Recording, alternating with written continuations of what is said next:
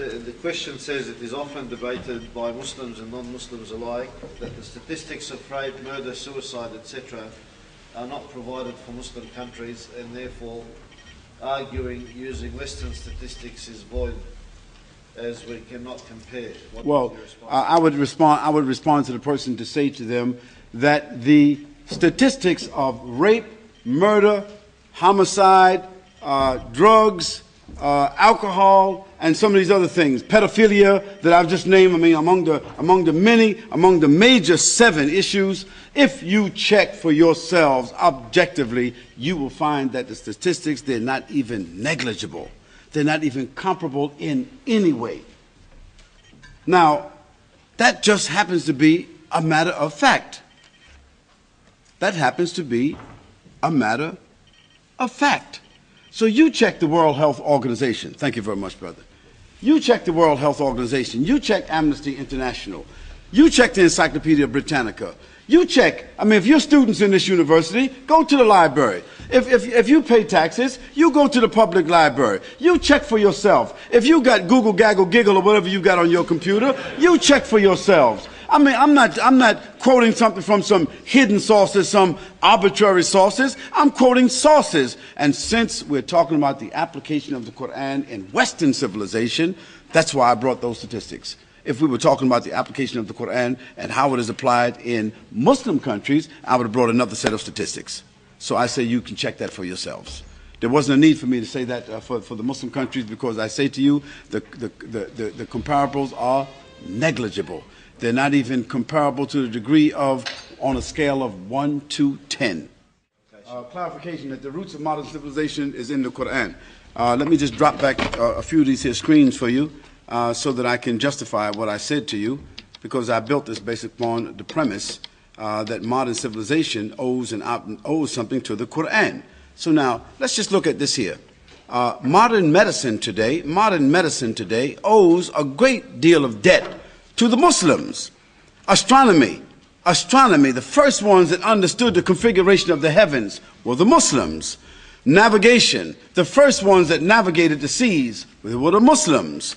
Okay, geology was first founded by Muslims. Physics, sociology, Ibn Khaldun is the father of modern sociology. Ophthalmology, optometry, agriculture, al-Jabir, alchemy, the university, the state of the people. I say that all of these are themselves virgin institutions, virgin sciences that themselves were not born nor germinated in Western civilization, but born and germinated out of the Quran and out of the Islamic civilization. On the basis of that, I say Western civilization has built itself upon the Renaissance. The Renaissance was called the years of enlightenment. And if they built themselves off of the years of enlightenment, who brought that enlightenment to them? It was the Muslims carrying the Quran. And so I say that the fruits of modern civilization finds its trunk in the Enlightenment and finds its roots in the Quran. That was the analogy that I gave, and I think that that analogy is correct and accurate.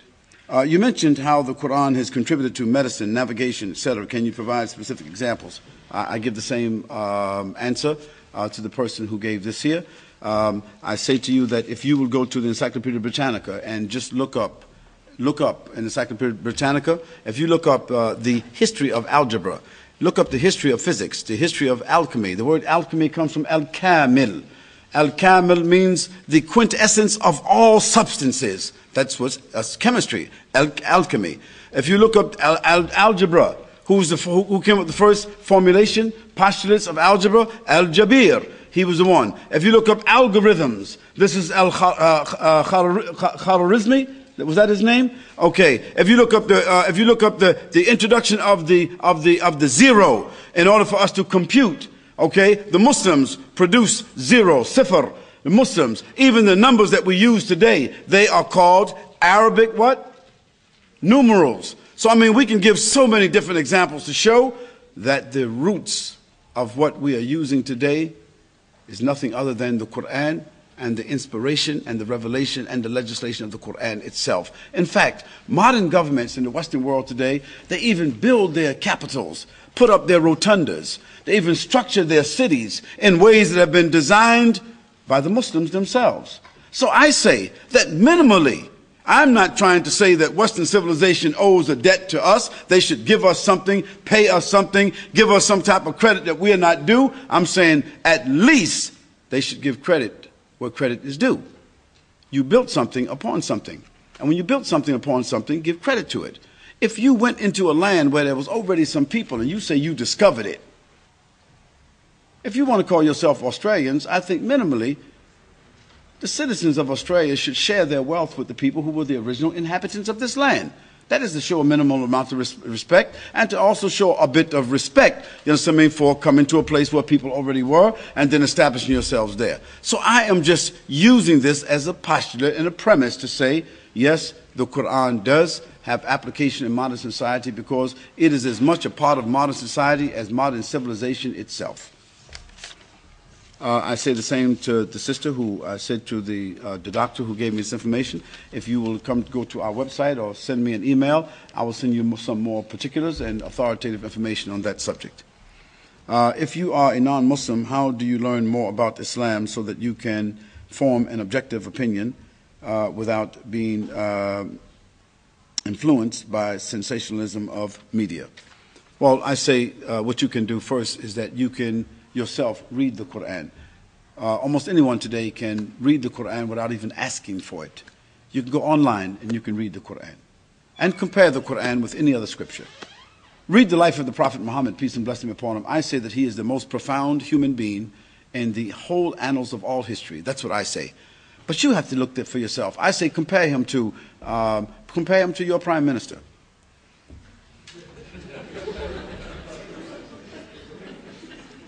Compare him to the father of this Australian civilization. Compare him to George Bush. Compare him to Pythagoras. Compare him to George Washington, Benjamin Franklin. Compare him to whomsoever you want to compare him to. Compare him to Charles Darwin. Compare him to whoever.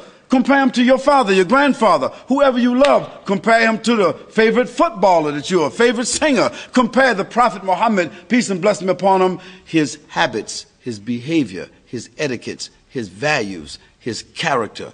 Compare him in all those ways and compare that person whom you think to be a person that's worthy of human beings following his human example. And I say that's one of the ways that you will be able to examine Islam and appreciate Islam without media sensationalism. Read from the Quran. Read it. You can get this Quran online.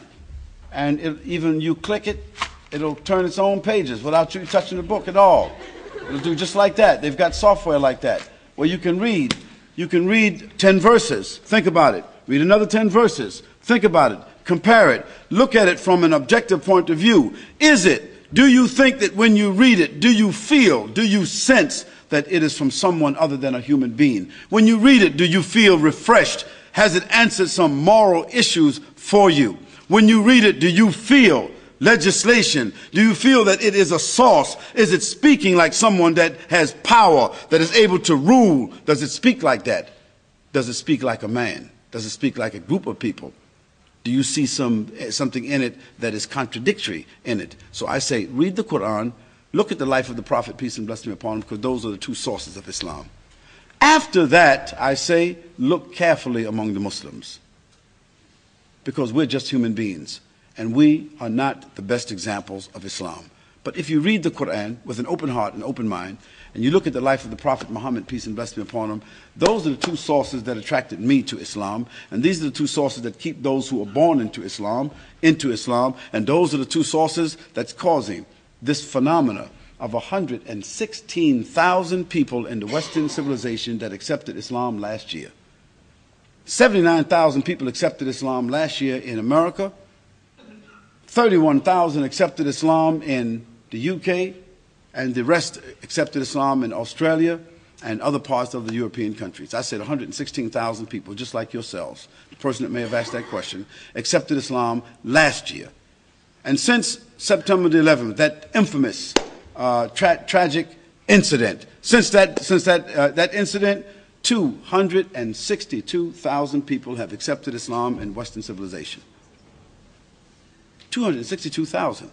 That's a tremendous number. That's 250,000 people that changed their minds, that changed their direction, who read the Quran, whose lives were touched by the Prophet Muhammad, peace and blessing be upon him, that changed their whole direction in life, who may have decided to change their names because they thought that the Islamic name was better for them, who may have married into a Muslim family, or who themselves were absorbed into a Muslim family, or who now today are going to a mosque instead of going to a church or a synagogue or a Buddhist temple or a Hindu temple.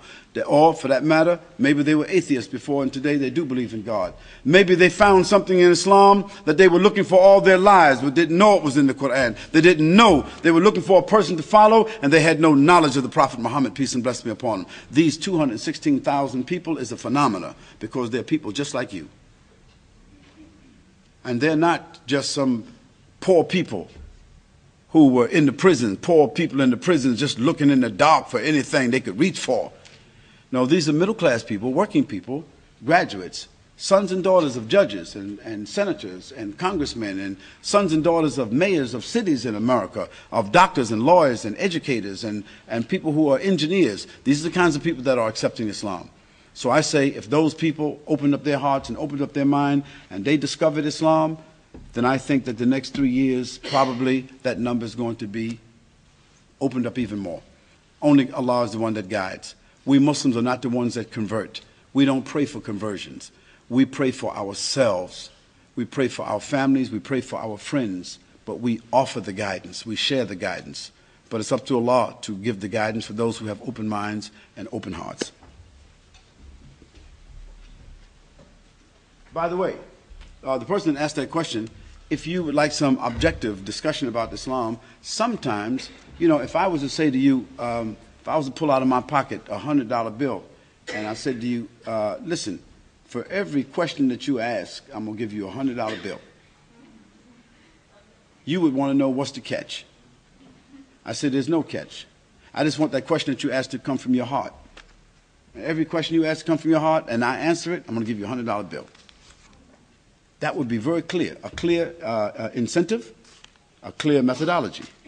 Well, I say to you that just as quick as you could ask a question and as quick as you could take $100, your questions about Islam can be answered just that quick. Because this is not a difficult religion. This is not a sophisticated religion. This is not a religion of intellectualism. This is not a religion where you got to do a whole lot of studying and jumping and flipping over backwards. This is a religion for the people in the street. This is a religion for the people that's in jail. This is a religion for the people that's on their way out of here, that's getting ready to die. This is a religion of the intellectuals. This is a religion of the workers, religion of the men and the women and the children. If Islam cannot be understood by a child, it cannot be understood by the president of the country. So I say to you that if you'd like to sit down for lunch, we can have a macchiato together.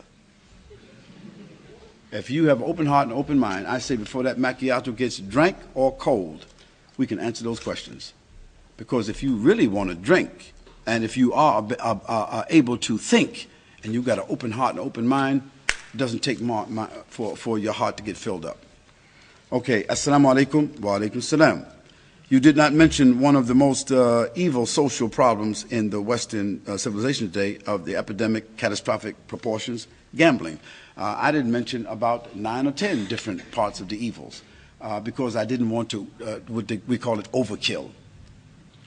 Yeah, gambling and the issue of interest is probably one of the most evil things in this civilization. So if I missed some of those things, please don't fault me, inshallah. I think it's fairly evident. I think some of the things I went through was a kind of graphic and overbearing. Assalamu alaikum wa alaikum salam. What about international trade? People performed trade before the Quran came out, right? How was international trade produced in the Quran? I didn't say it was produced. I say that it was stimulated. I'll give you one example. There was something called the Silk Road that the Chinese, going from China over to Persia, it was there from 3000 BC. The Silk Road was there. But what happened? When the Quran came and was revealed, and in the 8th century, when Muslims started moving from Persia over towards China with their goods, and they came in contact with people along the Silk Road route.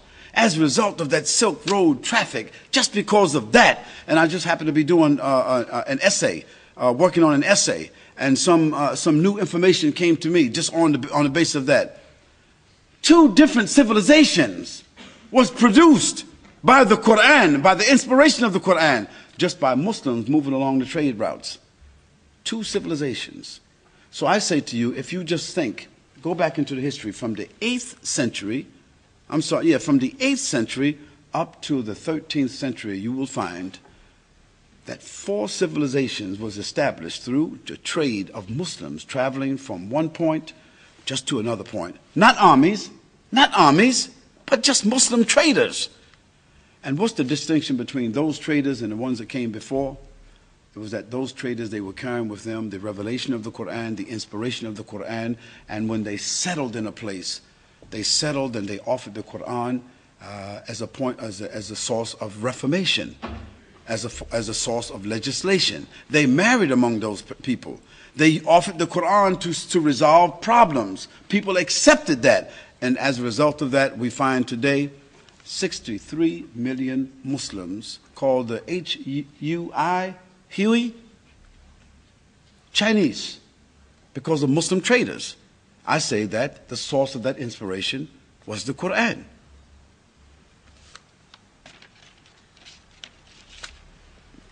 Look up go to Google and put the word Quran and international trade and historical trade.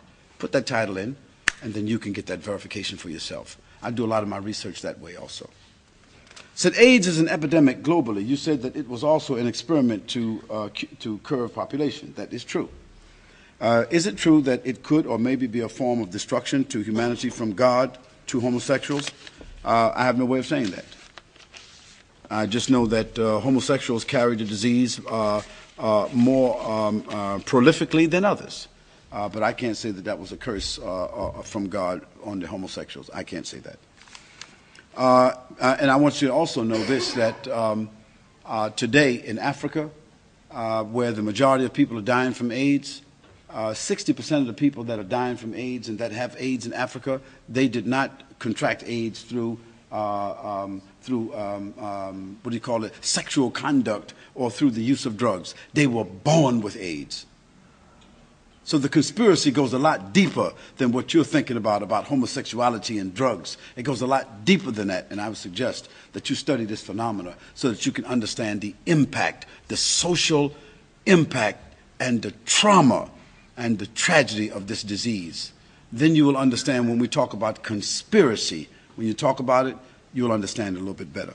Said, in applying the Quran to today's society, do we take the literal or the purposive, or the, I don't know that word, I never saw that one before. Do we take the literal or the philosophical, maybe she meant, approach of its meaning? No, the Quran has different kinds of verses. There are verses in the Quran that are called muhkamat and verses that are called mutashabihat. And the muhkamat, these are verses that in themselves, hukum, that means rules, legislation, come from it. And therefore, yes, we take it literal because these are things of regulation. Then there are verses that are mutashabihat. Allah subhanahu wa ta'ala says, وَالشَّمْسِ وَضُحَاهَا وَالْقَمَرِ إِذَا طَلَاهَا وَالنَّهَارِ إِذَا جَلَّاهَا وَاللَّيْلِ إِذَا يَغْشَاهَا وَالسَّمَاءِ وَمَا بَنَاهَا وَالْأَرْضِ وَمَا طَحَاهَا. This is mutashabihat. Allah is using tamthil. He's using examples. So we don't take them exactly, but we take them on the basis of the way they have been said and what they're making reference to. And there are Quranic sciences that lead us to understanding the Quran. But yes, some verses we do take them literal. For instance, whatever God says about himself, we don't try to explain it because God is speaking. God knows best about what he says about his names and about himself. What God orders us to do, we take it literal because that's his instructions to us. But when God gives us an example, a tamthil, when he gives us a metaphor, we don't have to take that literally because the structure of the instruction, the structure of the verse, the way in which it was given, the way in which the Prophet ﷺ explained upon it, the science tells us how we respond to it. And that's why people who want to study the Quran, they should go to the people who themselves, they are certified in the sciences of the Quran. And Allah, he knows the best.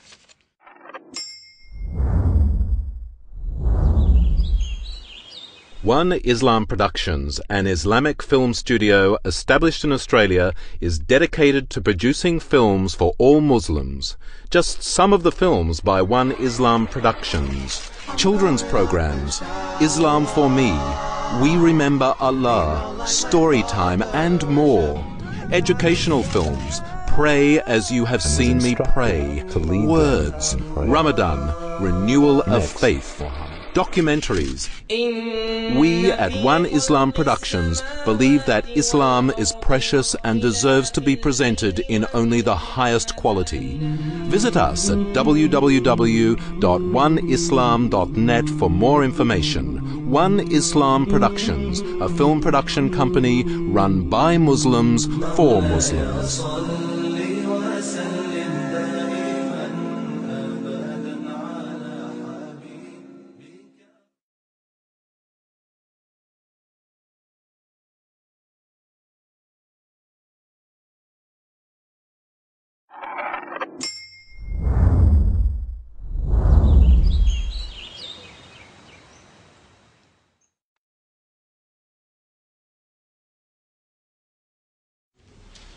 So the question says it is often debated by Muslims and non-Muslims alike that the statistics of rape, murder, suicide, etc.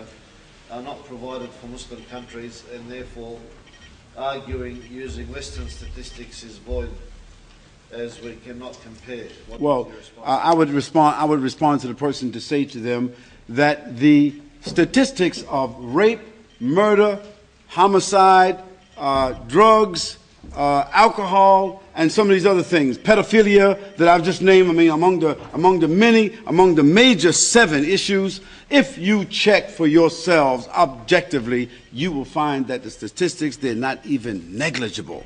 They're not even comparable in any way. Now, that just happens to be a matter of fact. That happens to be a matter of fact. So you check the World Health Organization. Thank you very much, brother. You check the World Health Organization. You check Amnesty International. You check the Encyclopedia Britannica.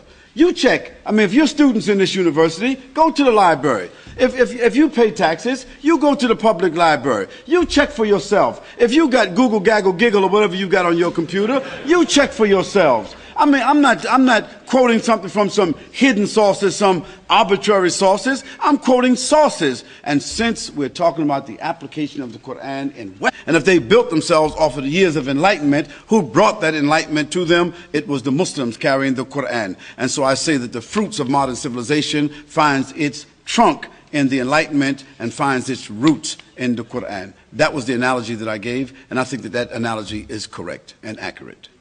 You mentioned how the Quran has contributed to medicine, navigation, etc. Can you provide specific examples? I give the same answer to the person who gave this here. I say to you that if you will go to the Encyclopedia Britannica and just look up in Encyclopedia Britannica, if you look up the history of algebra, look up the history of physics, the history of alchemy. The word alchemy comes from al-kamil. Al-kamil means the quintessence of all substances. That's chemistry. Astronomy, the first ones that understood the configuration of the heavens were the Muslims. Navigation, the first ones that navigated the seas were the Muslims. Okay, geology was first founded by Muslims. Physics, sociology, Ibn Khaldun is the father of modern sociology. Ophthalmology, optometry, agriculture, al-Jabir, alchemy, the university, the state of the people. I say that all of these are themselves virgin institutions, virgin sciences that themselves were not born nor germinated in Western civilization, but born and germinated out of the Quran and out of the Islamic civilization. On the basis of that, I say Western civilization has built itself upon the Renaissance. The Renaissance was called the years of enlightenment. Western civilization, that's why I brought those statistics. If we were talking about the application of the Quran and how it is applied in Muslim countries, I would have brought another set of statistics. So I say you can check that for yourselves. There wasn't a need for me to say that for the Muslim countries, because I say to you the comparables are negligible. They're not even comparable to the degree of, on a scale of 1 to 10. Clarification that the roots of modern civilization is in the Quran. Let me just drop back a few of these here screens for you so that I can justify what I said to you, because I built this based upon the premise that modern civilization owes something to the Quran. So now, let's just look at this here. Modern medicine today owes a great deal of debt to the Muslims. Astronomy